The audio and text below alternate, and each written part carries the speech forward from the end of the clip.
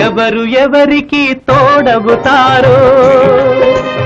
ఎప్పుడెందుకు విడిపోతారో మమతను కాదని వెళతారు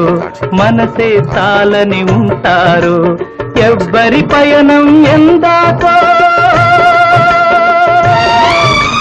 అడగదు ఎవ్వరిని బదులే దొరకదని అడగదు ఎవ్వరిని బదులే దొరకదని ఓ బాటసారి